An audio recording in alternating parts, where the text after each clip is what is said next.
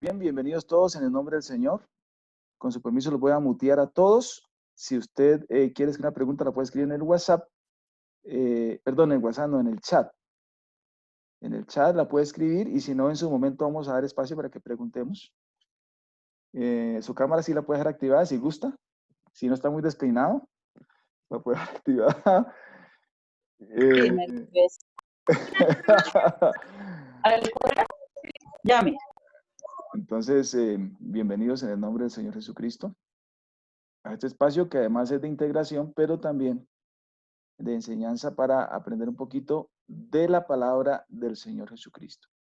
Muy bien, creo que todos en algún momento dado hemos querido algo así como leer la Biblia, algo así como sacarle más provecho a la palabra del Señor, pero a veces como que llegamos hasta cierta parte y hasta allí queda.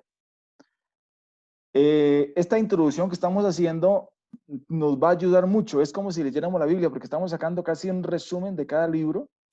Vamos a tratar de acelerar un poquito más para tratar de que sea bueno, pero no tan extenso. Pero sé que si usted pone atención, lo va a enriquecer como si leyera toda la Biblia. Así que bienvenidos, esperando que cada libro traiga a su vida conocimiento, profundidad, porque el objetivo es poder ser mejores, mejores cristianos, servir mejor a Dios, conocer a Dios más a fondo, y a Dios se conoce precisamente a través de la Biblia. Así que vamos hoy a dar introducción a los libros de Números y Deuteronomio, esperando que enriquezca pues su vida. Entonces vamos a iniciar la introducción al libro de Números.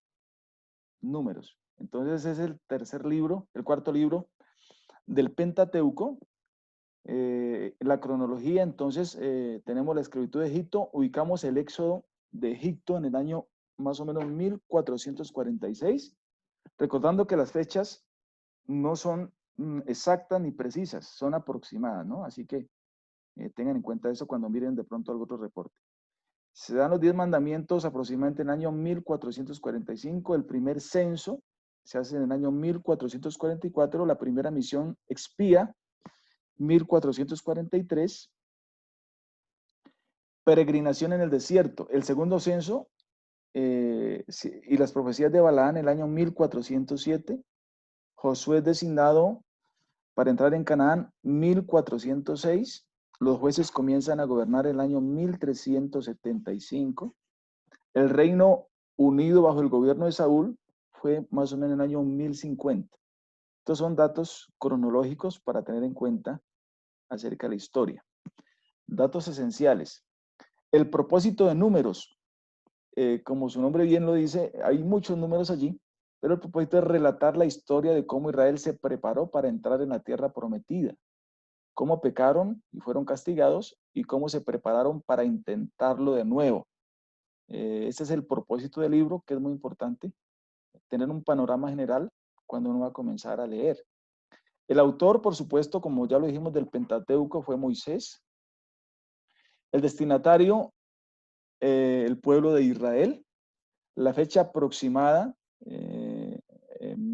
cuando se escribió, fue entre el año 1450 y 1410, para que tengamos en cuenta estos datos. El versículo clave del libro de Números: todos los que vieron mi gloria y mis señales que he hecho en Egipto y en el desierto y me han tentado ya 10 veces y no han oído mi voz, no verán la tierra de la cual juré a sus padres. No, ninguno de los que me han irritado la verá. Eso está en Números 14, 22 y 23. Personajes claves o personas claves del libro de Números tenemos a Moisés, a Aarón, María, Josué, Caleb, Eleazar, Coré y Balaán. Son los personajes que son protagonistas en el libro de Números. Lugares claves: Monte Sinaí, la tierra prometida de Canaán, Cades, Monte Or y los campos de Moab. Toda la historia de Números se desarrolla en estos lugares claves geográficos. Muy bien, vamos a entrar en el marco histórico. Cuando hablamos del marco histórico el libro se da en medio de qué historia, o sea, cuál es el contexto. Es muy importante entenderlo para poder sacar realmente el contenido del libro. Entonces, el marco histórico se da en el vasto desierto de la región del Sinaí, así como también las tierras ubicadas al sur y al este de Canaán. Y por supuesto, el pueblo estaba ubicado en el desierto, guiados por Moisés. Guiados por Moisés, muy bien. Entonces, vamos a mirar algunas cosas importantes del libro. Número relata las experiencias de 2 generaciones de la nación de Israel. ¿Cuáles generaciones? Entonces, la primera generación, recordemos, participó en el éxodo de Egipto, o sea, pasaron por el Mar Rojo. Su historia comienza en Éxodo 2, versículo 23, hasta el capítulo 14. Esta generación fue censada para la guerra de conquista en Canaán, y el libro de Números registra ese censo. Capítulo 1, número 1 al 46. No obstante, cuando el pueblo llegó a la orilla al sur de Canaán, se rehusó a entrar en la tierra prometida.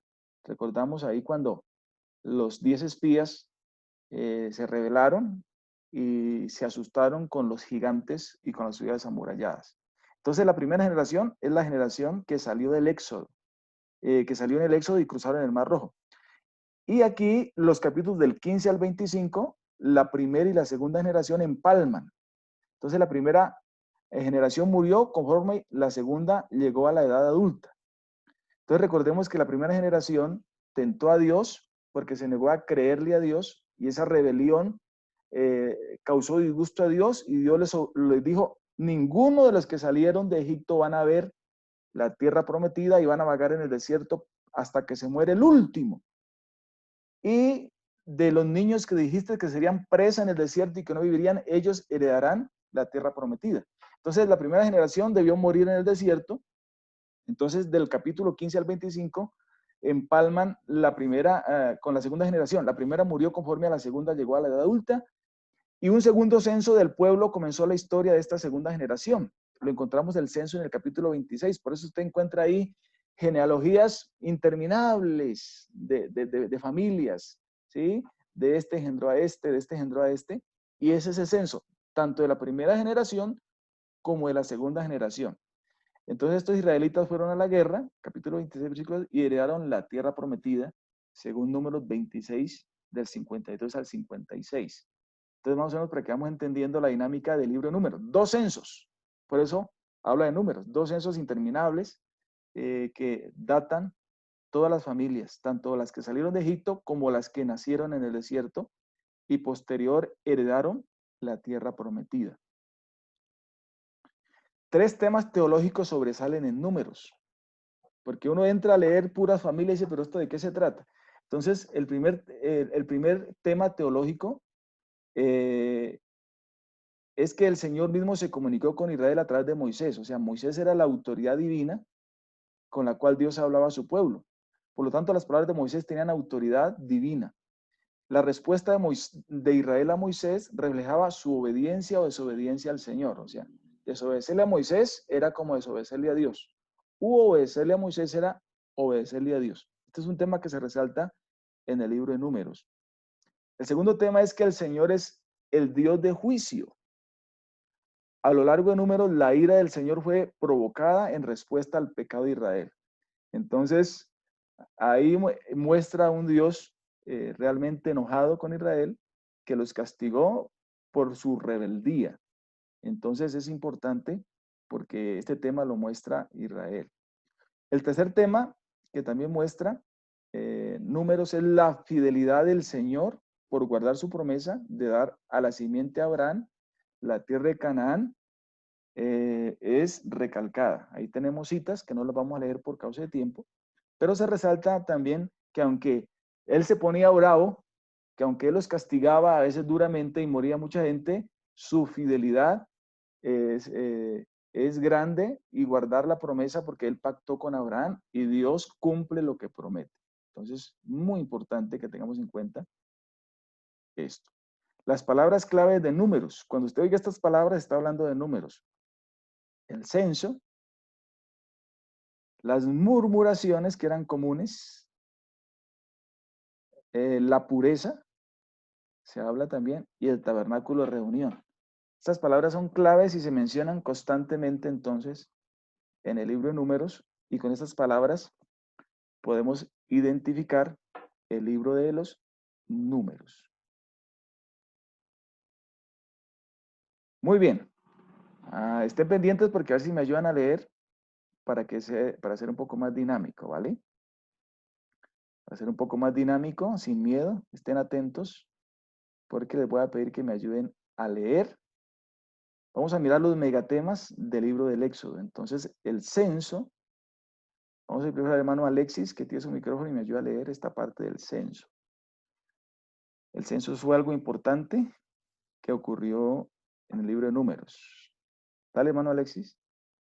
Amén. Dice, Moisés contó a los israelitas 2 veces. El primer censo organizó al pueblo en unidades de movilización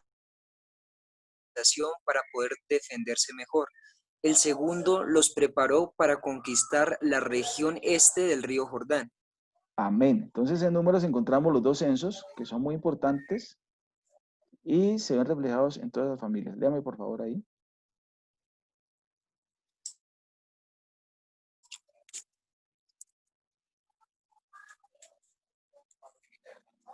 Hermano Alexis.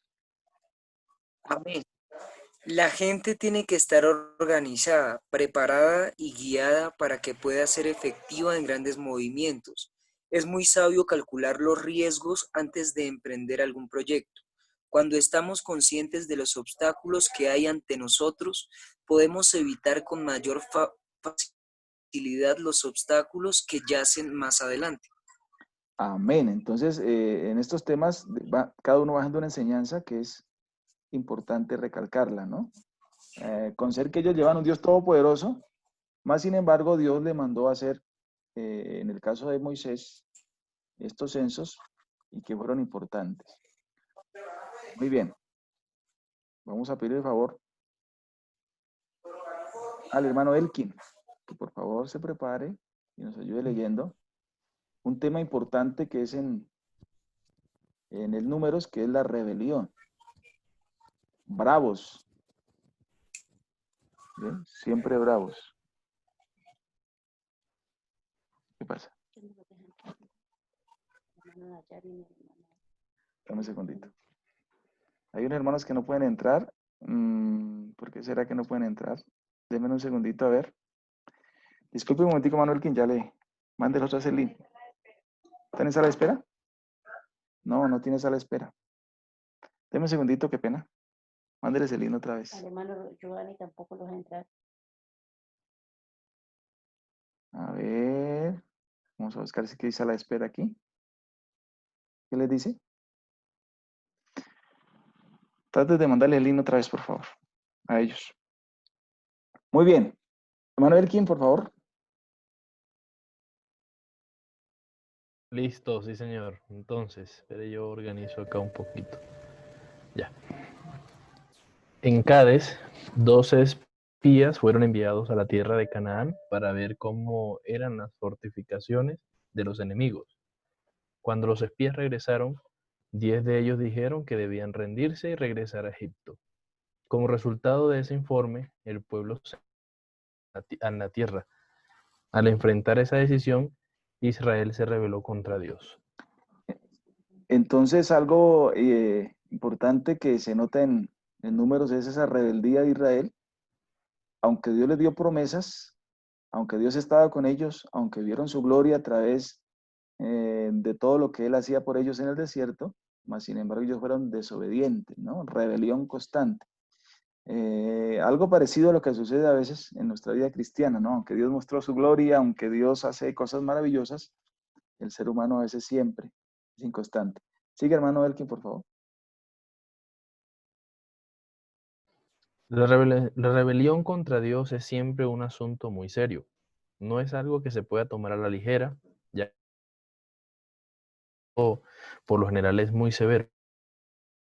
no siempre comienza con una guerra extrema, sino en formas sutiles, con murmuraciones y críticas. Asegúrese de que sus comentarios negativos no sean el resultado de un espíritu rebelde. Amén. Entonces, yo quise poner como una pequeña aplicación para que vamos aprendiendo de la Biblia, ¿no? Entonces, aunque está ahí el megatema, es también, recordemos que la Biblia tiene una enseñanza muy especial para nosotros. Entonces, importante saber que la rebelión a veces comienza como pequeñas murmuraciones y que ojalá ninguno de ustedes se vaya a enfermar de esa terrible flecha del maligno, que es ser un cristiano rebelde. Otro tema importante es el peregrinaje. Peregrinaje. Y vamos a rogar aquí a uno de los participantes, por favor, que nos lee, hermano Jorge Martín. Por favor, nos lee acerca del peregrinaje, que es un megatema en números. Por rebelarse, los israelitas peregrinaron 40 años en el desierto. Esto nos enseña cuán severamente puede Dios castigar el pecado. 40 años bastó para que todos aquellos que conservaban las costumbres y valores de los egipcios murieran. Dio tiempo a entrenar a una nueva generación en los caminos de Dios. Amén. Entonces, números nos enseña esa parte compleja, entonces, de esa rebelión que les obligó a vivir 40 años en un desierto dando vueltas hasta que el último murió, porque Egipto venía tan apegado a sus corazones que no pudieron realmente salir. Lo que aprenderíamos, siga leyendo, hermanito Jorge. Dios juzga el pecado con severidad porque Él es santo. El peregrinaje en el desierto demuestra cuán seriamente Dios considera la flagrante desobediencia a sus mandatos. Limpiar nuestras vidas de pecado es vital para los propósitos de Dios. Amén. Entonces, es importante que aunque este libro se escribió hace mucho tiempo, las formas cambian, los principios permanecen. Entonces, limpiar nuestras vidas de pecado es vital para los propósitos de Dios. El pecado siempre quiere estorbar. Recordamos que Israel se compara mucho en el sentido de la vida cristiana, que así como ellos estuvieron esclavos en Egipto, nosotros estuvimos esclavos en el mundo, así como ellos fueron libertados, nosotros también a través de Cristo. Y hoy estamos en un mundo que es tipo del desierto que ellos también pasaron. Y nos falta también entonces las pruebas, las dificultades, y qué bueno que nosotros entendamos que aunque estamos en este mundo, no somos de este mundo, y que nuestro camino es hacia el cielo, y que hemos pedirle al Señor que nos ayude precisamente a no cometer lo que ellos cometieron y fueron realmente castigados. Muy bien, vamos a pedir el favor a la hermana Juana, a Juanita, que nos lea el megatema de Canaán que se presenta en números. Dice, Canaán es la tierra prometida. Era la tierra que Dios había prometido a Abraham, Isaac y Jacob, la tierra del pacto. Canaán había de ser la morada del pueblo de Dios, apartados para adorar en espíritu y verdad. Amén. Ellos iban entonces atrás de un sueño, ¿no? Los 400 años que estuvieron de esclavos tenían un sueño, era ser libres y ir a la tierra prometida. Y el Números entonces tiene ese megatema que nos habla de ese sueño o caminando hacia ese sueño. Sigue leyendo, por favor. Dice, aun cuando el castigo de Dios hacia el pecado es por lo general severo, Él ofrece reconciliación y esperanza. Su amor es verdaderamente sorprendente, así como el amor y la ley de Dios guiaron a Israel a la tierra prometida. Dios desea dar propósito y destino a nuestras vidas. Amén. Gloria a Dios. Entonces, qué importante que en cada megatema de números nosotros tenemos aquí algo especial para nosotros. Estos son los megatemas que encontramos en números. Vamos a mirar ahora el bosquejo. de Números. Entonces, del capítulo 1, del 1 al versículo 10, entonces tenemos el primer censo de la nación, segundo el papel de los levitas, la pureza en el campamento y la guía para el viaje. Esto es un bosquejo a grosso modo, ¿cierto? Para que podamos interpretar el libro de Números. Como bloque B tenemos del 10, el capítulo 10 hasta el capítulo 14, verso 45, la queja del pueblo. María y Aarón critican a Moisés y los espías incitan a la rebelión. Tenemos estos temitas allí. En el bloque D tenemos el segundo acercamiento a la tierra prometida y tenemos entonces del capítulo 22 hasta el capítulo 36 la historia de Balaán, el segundo censo de la nación, instrucciones referentes a las ofrendas, la guerra contra Madián, las tribus al oriente del Jordán, acampada en los campos de Moab. Recordemos que los moabitas y los madianitas no pudieron lograr que Balaam maldijera a Israel, pero sí consiguieron que él les aconsejara cómo hacer que cayesen los israelitas en la idolatría. Entonces es una historia ahí un poco compleja. En el caso de Balaam, que aunque tenía algún conocimiento de Dios, sabía que el pueblo era bendito, mas sin embargo por dinero quería maldecir al pueblo, pero Dios le dijo, mi pueblo bendito es. Así que un creyente realmente puesto en las manos de Dios, hermano, bendito es en el nombre del Señor. Esto nos lo enseñan Números. En el bloque C encontramos peregrinaje en el desierto, capítulo 15, versículo 1 al 21. Hasta el 35. Entonces tenemos reglas adicionales, muchos líderes se rebelan en contra de Moisés, instrucciones para los sacerdotes levitas y la nueva generación. Encontramos que cuando el pueblo se quejó contra Dios y criticó a Moisés, ellos fueron severamente castigados. Más de 14.700 personas murieron por la rebelión contra Moisés. Si permitimos que el descontento y la insatisfacción permanezcan en nuestra vida, muy fácilmente pueden guiarnos al desastre. Cositas importantes que debemos tener en cuenta y que nos enseña el libro de Números. En Números encontramos a Cristo revelado. ¿En qué parte? Jesús es presentado en Números como el que provee. Ya hablamos en el Éxodo que en primera carta a los Corintios capítulo 10 lo presenta como la roca del cual bebieron. Él también es el pan de vida que es representado en el maná. Es el Dios de la provisión. Amén. Y ahí está Jesús representado. El apóstol Pablo escribe que Cristo era la roca espiritual que le seguía a los israelitas por el desierto y les proporcionaba alimento. Entonces, de lo que les está hablando. Pablo enfatiza cómo Cristo provee a aquellos que ha liberado de la servidumbre. Esa es la historia constante en el desierto. Un Dios que provee siempre en medio de la escasez. Y la figura mesiánica del rey de Israel es profetizada por Balaán en 24:17, que dice, lo veré, mas no ahora, lo miraré, mas no de cerca, saldrá estrella de Jacob y se levantará cetro de Israel. Ahí está prefigurado el Cristo a través de la historia.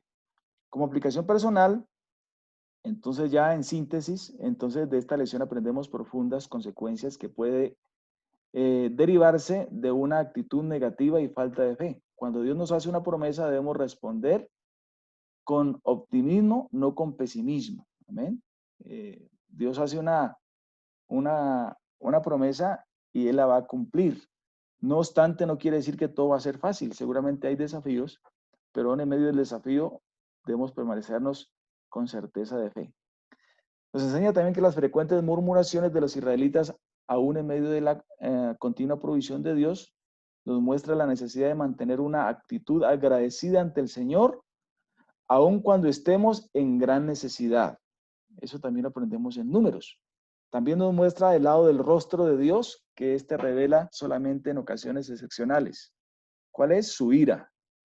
Aunque Dios es misericordioso y amante, también es justo. Cuando la humanidad lo rechaza repetidamente, Él debe juzgarla. Hay una cierta clase de religiones que predican que Dios es amor y que como es amor no va a castigar. Claro que Dios es amor. Nos amó tanto, precisamente que mostró su amor en Cristo Jesús al morir en cruenta cruz. pero a la gente que continuamente rechaza ese amor, también va a venir un castigo, y este va a ser también de grande magnitud. Así como el amor de Dios es grande, igual su ira, que no está para el ser humano, sino para el diablo y sus ángeles, pero que al hombre, al desobedecer, hace parte precisamente de la rebelión del mal, y entonces será castigado severamente. Pero hoy Dios es gracia y Dios es amor. Muy bien. Vamos a dar aquí un stop. ¿Cómo estamos hasta aquí, mis amados? No sé, hay hermanos que han tenido problemas para entrar a la reunión. Hola. ¿Alguien tuvo problema para entrar a la reunión? Mi hermano sí, yo Martínez, qué pena, me tocó Amén. por el de mi esposa porque no me dejó ingresar en el mío. Ah, pero bienvenido porque ya está aquí. Amén. Bueno, hermano. Amén. Muy bien. Dios les bendiga a todos, qué pena. No, amén, amén. ¿Preguntas hasta ahí? ¿Hay opción para que preguntemos?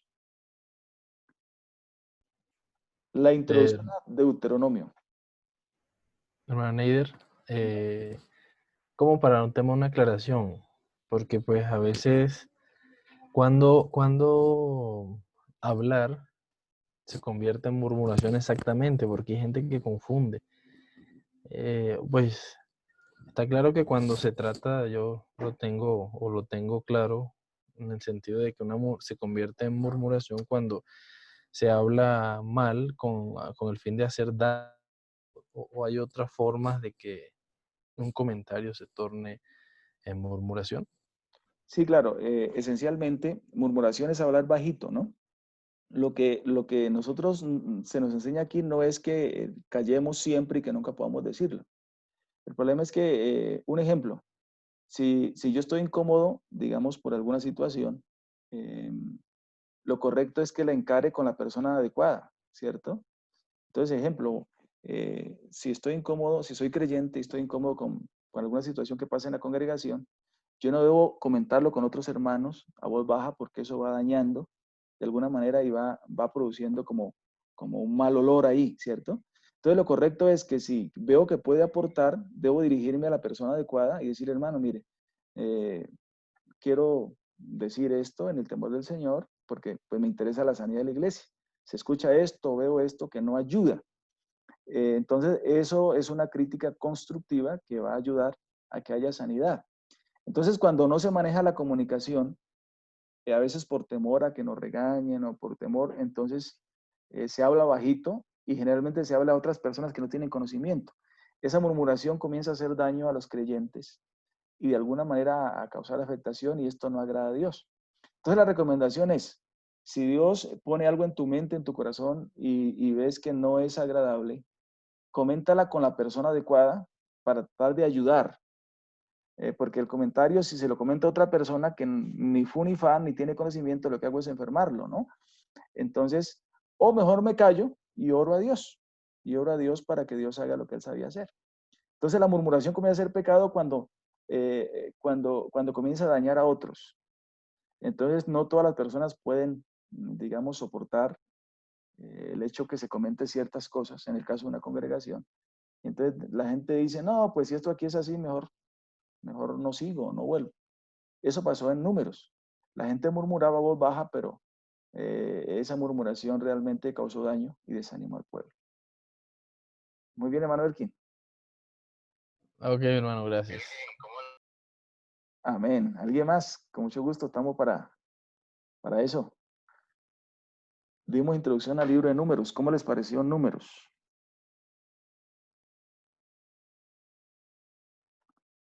¿Todo clarito?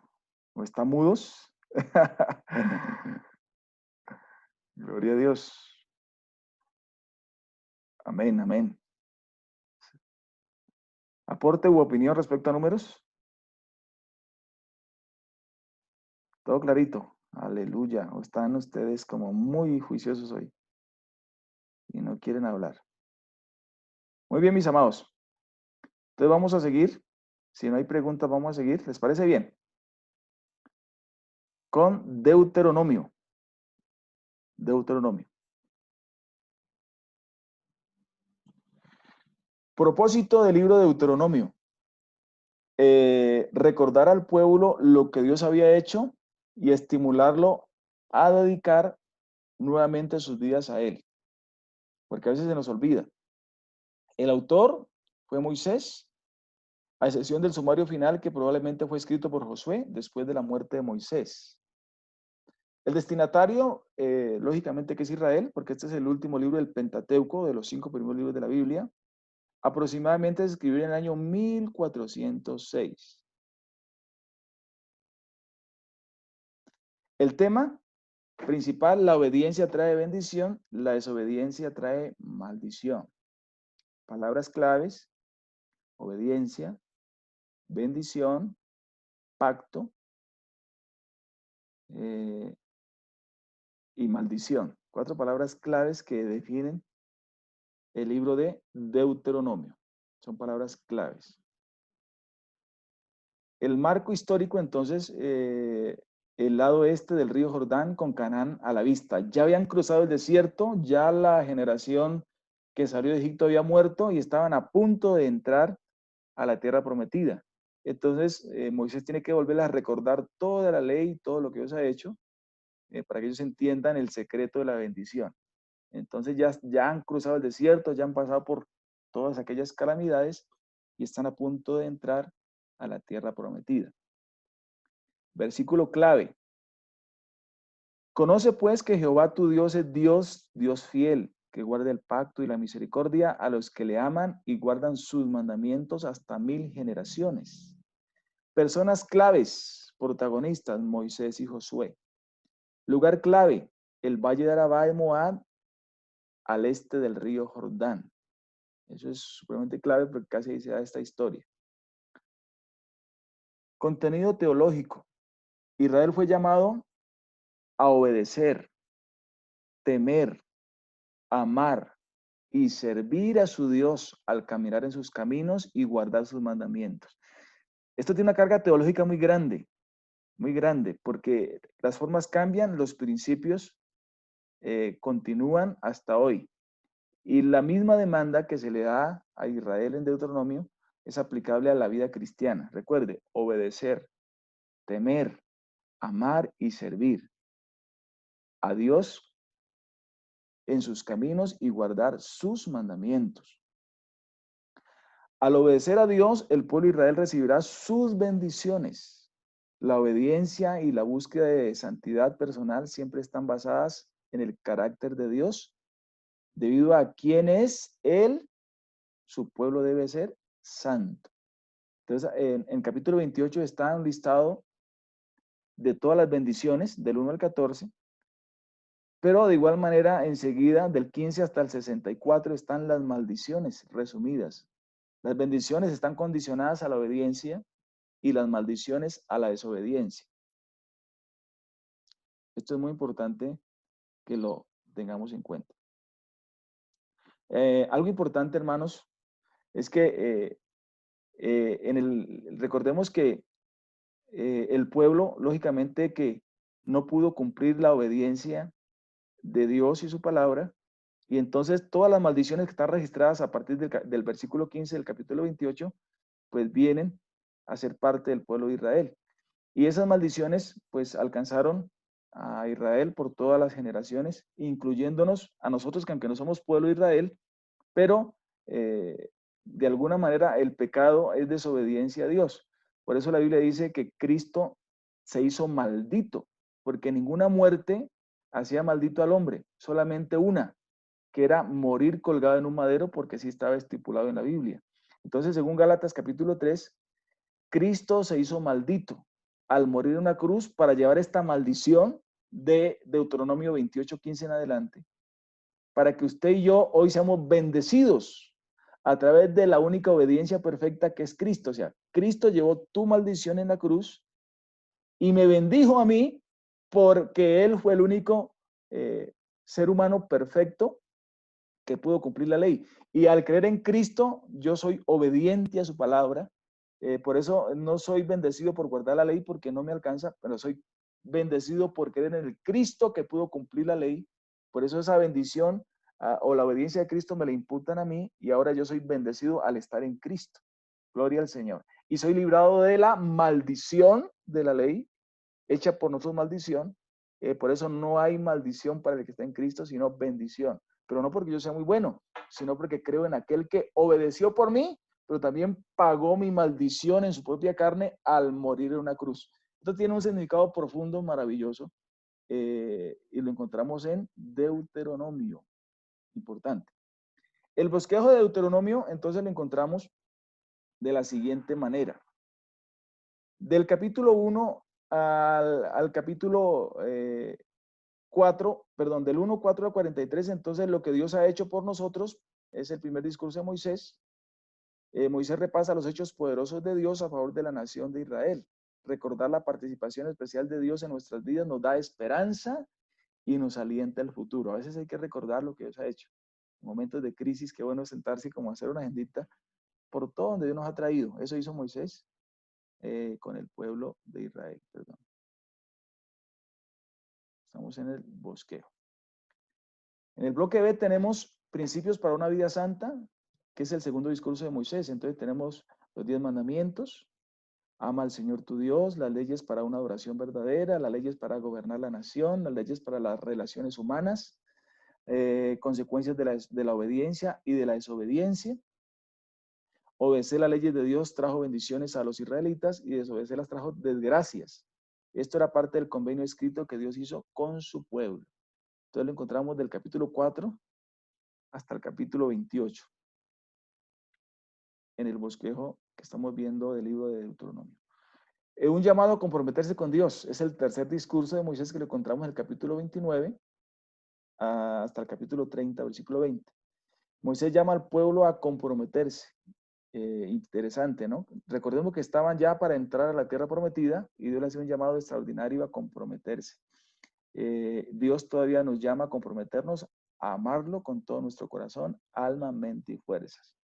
Uno encuentra muchos cristianos que gustan del evangelio, ¿verdad? Que están allí como espectadores, pero más que espectadores, Dios quiere un compromiso serio y Dios siempre ha llamado a su pueblo a comprometerse. Aquí lo llama a esta generación, que es la segunda generación, a comprometerse con toda, porque ya estaban a las puertas de la tierra prometida, que es Canaán. Interesante. Como en el bloque tenemos un nuevo líder, los últimos días de Moisés, del 31 al capítulo 34. Entonces, la historia nos habla que aunque Moisés fue un gran líder, cometió algunos errores serios que le costaron el no poder entrar a la tierra de Canaán. Entonces Dios le mostró en el monte Nebot, le dice, mira toda esta tierra porque la verás con tus ojos, mas no entrarás a ser parte de ella. Moisés había vivido rectamente y cumplió los mandamientos de Dios y Moisés murió con integridad. Nosotros también podemos cometer algunos serios errores, pero esto no debería impedirnos vivir con integridad y un compromiso santo. Entonces me pregunto si Dios castigó a Moisés. Me parece que fue severo el castigo. O sea, si usted mira esa lucha de ese líder con un pueblo que no era nada fácil, eran rebeldes, y Moisés cometió errores y Dios no se la perdonó. Moisés fue salvo, claro que sí, pero digamos que en su parte física se quedó con las ganas de entrar a esa tierra extraordinaria. Y si no le perdonó a Moisés, esto para algunos que dicen que no, que uno una vez salvo ya, uno tiene la salvación y que no pasa nada. No, la salvación es un regalo que Dios nos da, pero si te descuidas, tendrás serios problemas, ¿cierto? Sabemos que Moisés, lógicamente que no perdió su salvación, pero esos errores le costó que no pudiera entrar a la tierra prometida. Entonces, tengamos cuidado, mis amados. Dios nos ha regalado una salvación muy grande. Lo que dice el apóstol a los hebreos es que que la Biblia dice que si toda transgresión y desobediencia fue castigada, ¿cómo escaparemos nosotros si descuidamos una salvación tan grande? Amén. ¿Cómo escaparemos nosotros si descuidamos una salvación tan grande?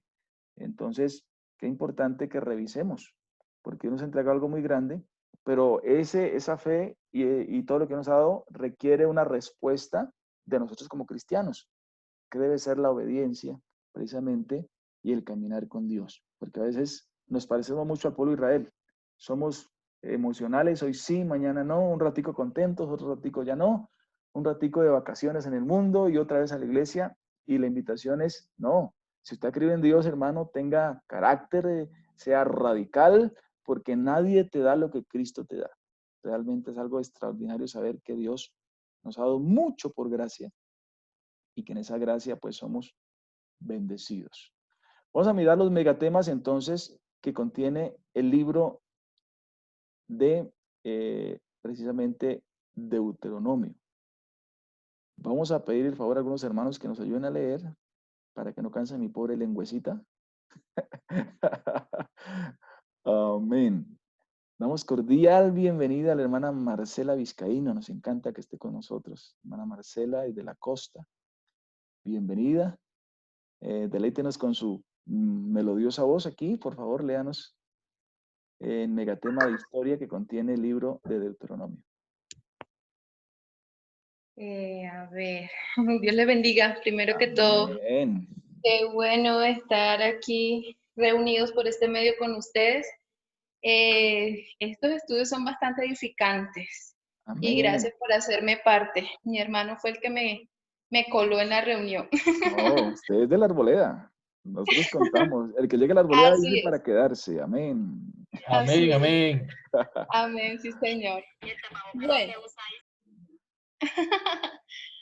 Bueno, Vale. dice, Moisés repasó los poderosos actos de Dios por los cuales liberó a Israel de la esclavitud en Egipto. Volvió a recordar cómo Dios los había ayudado y cómo el pueblo había desobedecido. Amén. Entonces un megatema es que le recuerda la historia. ¿Puedes leer ahí? Sí. Sigue leyendo, por favor.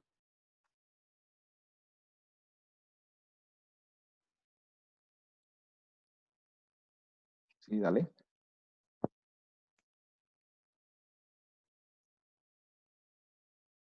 ¿Estás ahí? Volví, sí, Oh, ok, dale. qué pena. Al repasar las promesas, dice, al repasar las promesas de Dios y sus hechos poderosos en la historia, podemos aprender acerca de su carácter. Conoceremos a Dios más íntimamente si procuramos entender cómo ha actuado en el pasado. Además, podremos evitar errores en nuestra propia vida aprendiendo de los errores de Israel en el pasado. Amén. Muy bien. Entonces la historia es importante, ¿no? Nadie vive la historia, pero el que no conoce su historia está condenado a repetir los mismos errores en el futuro. Entonces es muy importante, Moisés en Deuteronomio les recuerda su historia y le recuerda muchas cosas porque están a punto de entrar a la tierra prometida. Entonces un megatema en el libro de Deuteronomio es la historia de Israel. Hermana Ángela Castro, bienvenida. A ver si nos comparte la lectura en el megatema de la ley. La ley es un megatema en el libro de Deuteronomio. Regálenos la lectura, hermana Ángela. Dios les bendiga. Amén. Dios repasó sus leyes para el pueblo. El contrato legal entre Dios y su pueblo tenía que ser renovado con la nueva generación que estaba a punto de entrar en la tierra prometida. Muy bien, ese es un megatema que tenemos ahí. Siga leyendo, por favor. No se puede dar por sentado que siempre habrá consagración a Dios y su verdad. Cada generación y cada persona deben responder de nuevo al llamado de Dios a obedecerle. Amén. Recordemos que a esta generación que se le leía otra vez los mandamientos era la segunda generación. Recordemos que los que salieron de Egipto, que recibieron la ley física en el monte Sinaí, ya no estaban, habían muerto en el desierto, y era necesario entonces volverles a recordar todo lo que Dios había hecho y la ley, y que ellos también pactaran con Dios obedecerle. De alguna manera esto es como una carrera de relevo, ¿no? Nadie vive con la fe de otros. En el caso de nosotros como padres o como hijos, yo no puedo vivir con la fe de mi mamá, aunque es una bonita fe o lo que nos enseñaron. Igual que nuestros hijos tendrán que tener su propia entrega y tendrán que saber los mandamientos de Dios. Entonces, cada generación responde precisamente al llamado y Deuteronomio nos enseña eso. En su tiempo les enseñó la ley y ellos debieron aceptarla, acogerla y obedecerla. Hermano Cristian Ibáñez, si está por aquí, regálenos la lectura. Un megatema también es el amor. Gloria a Dios. ¿Sí está, hermano Cristian? Parece que no. Me pareció verlo. Hermano Michael. Michael. Amén. Dios te bendiga. Amén. Eh, Dígame, Michael. El amor fiel y paciente de Dios se describe más a menudo que su castigo. Dios muestra su amor siendo fiel a su pueblo y a sus promesas. En respuesta, Dios desea amor del corazón y no simplemente cumplir la ley en forma legalista. Amén. Siga, por favor. El amor de Dios forma el cimiento de nuestra confianza en Él. Confiamos en Él porque nos ama, porque Dios nos ama, debemos mantener la justicia y el respeto. Amén. Amén. Entonces, encontramos que Dios es muy paciente, realmente es muy paciente, y aunque el pueblo la embarró horrible, siempre estaba un líder ahí intercediendo por ellos, y hasta que Dios un día le dijo a Moisés, quítate porque los voy a acabar a todos. Pero ahí estaba un hombre como Moisés diciendo, Señor, ¿qué van a decir de usted? Que usted nos sacó y nos dejó tirados, que le quedó grande meternos a la tierra prometida. Y vemos cómo ese amor de Dios permanece siempre a pesar de la infidelidad del pueblo. Y entonces encontramos aquí la historia precisamente de este interesante tema que lo encontramos allí. Hermana Judy Vélez, bienvenida, hermana Judy. Regálenos la lectura, por favor, aquí de las alternativas que Dios les presenta en el libro de Deuteronomio al pueblo de Israel. Amén, hermano. Dios les bendiga en esta noche a todos. Dice, Dios recordó a su pueblo que para poder ratificar su pacto debían elegir el camino de la obediencia. Una decisión personal de obedecer traería beneficios a sus vidas. La rebelión traería graves calamidades. Amén. Siga, por favor. Dice, nuestras decisiones hacen la diferencia. En decidir seguir a Dios nos beneficia y mejora nuestras relaciones con los demás. Elegir abandonar los caminos de Dios nos trae prejuicio a nosotros y a los demás. Amén. Entonces, interesante, ¿no? Dios les dice, bueno, aquí hay dos caminos, la obediencia o la desobediencia, pero sepan que cada uno trae unas consecuencias, ¿no? Unas consecuencias. Y la verdad es que la misma disyuntiva está aplicada para este tiempo.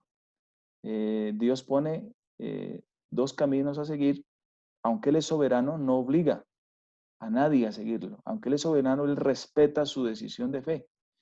Si quisieres y oyeres, les dijo muchas veces al pueblo. Y a la iglesia le dice, aquí yo estoy a la puerta y llamo, si alguno oye mi voz, ¿cierto? Y Él con amor, aunque a veces nos hemos portado mal, sigue llamando. Pero siempre Dios respeta entonces precisamente la capacidad de voluntad que tiene el ser humano.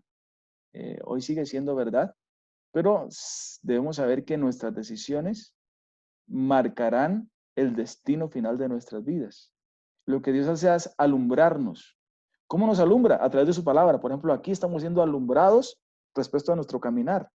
Dios le da el conocimiento, pero usted decide cómo actuar. Dios no te puede obligar. Ni el diablo con sus argumentos te puede obligar. No, el diablo pone por ahí sus trampas, sus cáscaras, ¿cierto? Pero la respuesta la tiene usted desde su interior referente a Dios. Entonces Dios lo que hace es iluminar el corazón, cada persona, para que pueda tomar decisiones. Y qué bueno por usted, mi hermano, que está en este estudio, y mi hermana, y que hace este pequeño esfuerzo.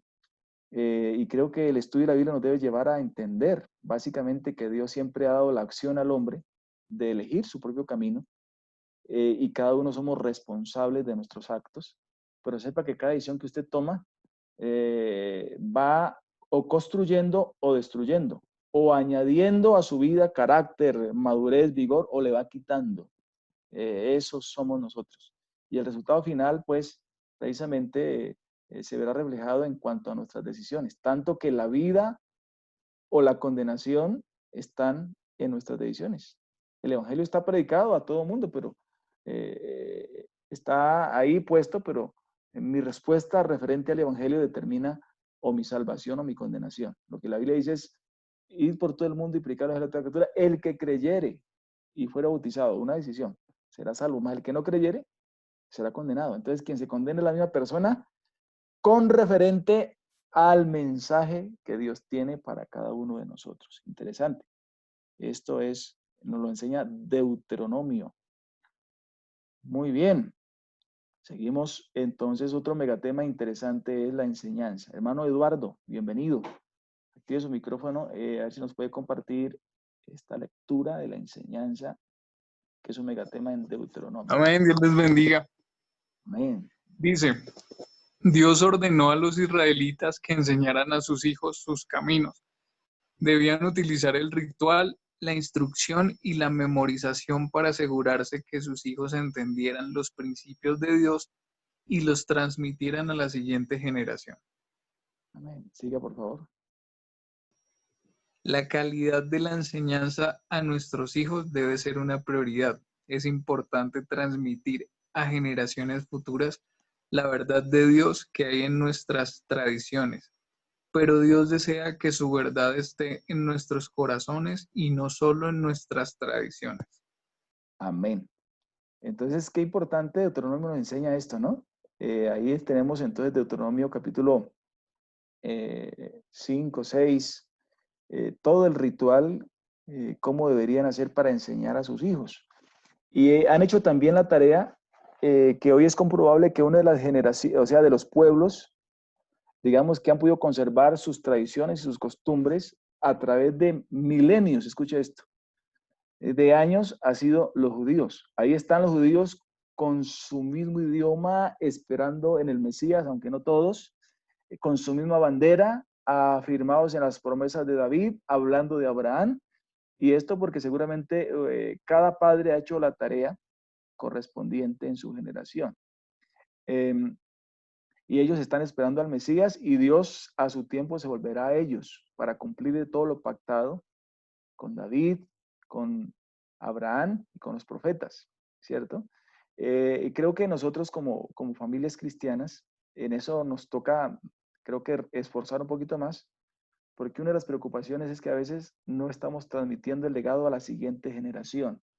A veces quien enseña en la casa es la televisión, las redes sociales, la escuela, y nosotros como padres parece que no estamos transmitiendo de una forma segura el Evangelio. Así que es una tarea, amados padres o los que aspiran a ser padres, que debemos reforzar. Eso lo enseña Deuteronomio.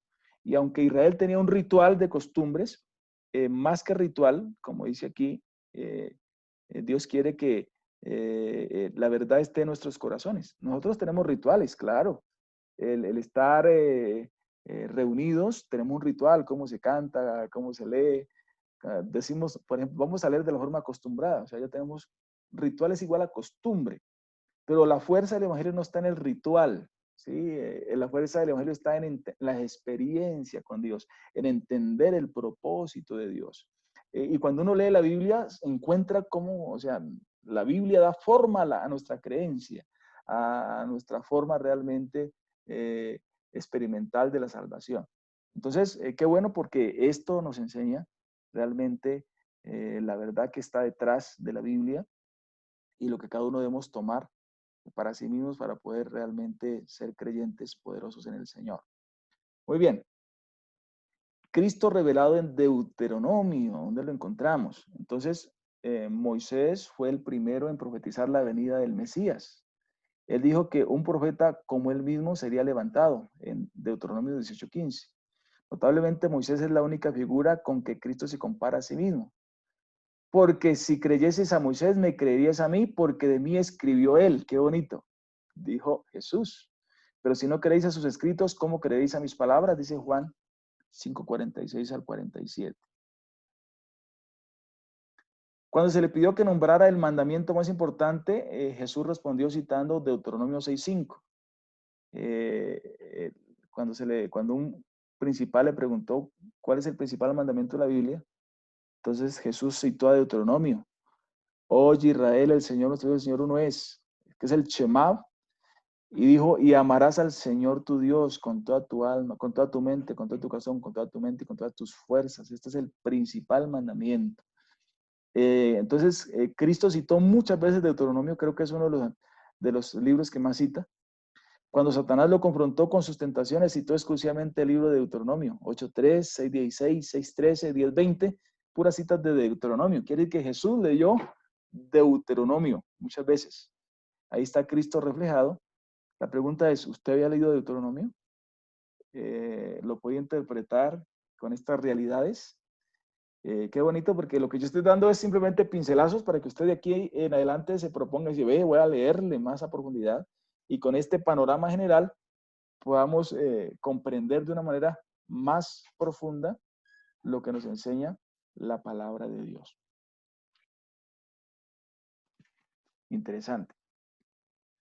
Aplicación personal, digamos, como trayéndolo más al entorno nuestro. Deuteronomio se caracteriza por un fuerte sentido de urgencia. Recordemos que estaban frente a la tierra prometida, ¿no? El desafío parece decisivo aún para el lector contemporáneo.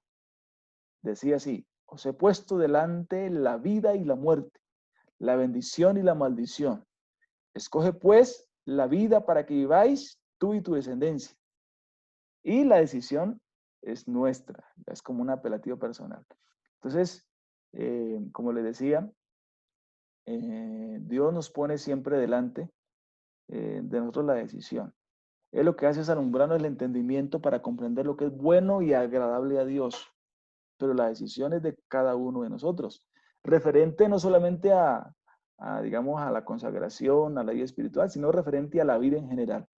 Siempre en la vida al joven tendrá la disyuntiva frente al mundo, el que estudia frente a lo que le ofrece los amigos de la universidad, frente al desafío, usted tendrá la disyuntiva. Pero qué bueno que cuando se encuentre enfrentado frente a esa decisión, recuerde lo que Dios ha dicho y ha hecho en su vida. Recuerde lo que le ofrece Dios y lo que le ofrece el mundo. Recuerde la perspectiva eterna. Entonces podrá, como Moisés, y lo narra precisamente en la Biblia, por la fe Moisés, hecho ya grande, rehusó llamarse hijo de la hija de Faraón y prefirió ser maltratado con el pueblo de Dios. O sea, decidió que gozar de los deleites temporales del pecado porque tenía puesta la mirada en el galardón. Eso es tener perspectiva. Fueron decisiones que marcaron la vida del gran líder Moisés y que están escritas precisamente para que hoy nosotros también tengamos carácter y seamos radicales frente a las decisiones. Hoy, lastimosamente, hay relatividad frente a la verdad. La verdad es relativa porque depende de quién la diga o cómo lo diga. Pero la verdad que tenemos nosotros es totalitaria, es absoluta, porque la verdad es Cristo y punto. No es relativa como el mundo. Hoy hay una mezcla de evangelios, de conceptos, de ideas, pero nosotros a través del estudio de la Biblia somos desafiados precisamente a creer la verdad de Dios. Él es la verdad y punto. Seguir a Cristo es darle la espalda al mundo y eso es una verdad. Es negarme a mí mismo y eso es una verdad. Aunque hay otros que digan que es fanatismo, que eso es relativo, que es, bueno, cada persona tiene derecho a pensar de cualquier manera, pero nosotros creemos a la Biblia y la estudiamos precisamente porque nuestro desafío no es simplemente a ser cristianos o a pertenecer a una misión, sino a ser habitantes del cielo, mis amados. Y para ser habitantes del cielo se necesita gente realmente que entienda la verdad de Dios. Interesante lo que enseña el libro de Deuteronomio. Entonces, también nos enseña que la relación entre Dios y su pueblo va más allá de la ley. La condición indispensable para mantener nuestra relación con Dios, según el pacto, son la obediencia y la lealtad. Nuestro amor, afecto y devoción por el Señor deben ser el verdadero fundamento de nuestras acciones. La lealtad a Dios constituye la esencia de la verdadera piedad y santidad. Note que eso fue una de las cosas que Jesús vino a darle más duro a los fariseos, porque ellos conocían la ley perfectamente. Es más, la habían ampliado para ser aún más profunda de lo que fue dada en el Pentateuco. Pero realmente ellos tenían tradiciones, pero cuando se iban a la lealtad a Dios, a la práctica verdadera de la compasión y la misericordia, desteñían. Y no era sino apariencia, ¿no? No era sino ahí como él mismo les dice, sepulcros blanqueados. Entonces, más que un ritual, más que la ley, realmente Dios quiere una lealtad de devoción, de entrega total, por amor a un Dios que es santo y que es verdadero. Nos enseña eso que el éxito, la victoria, la prosperidad, la felicidad, todo ello depende de nuestra obediencia a la voluntad de nuestro Padre Celestial.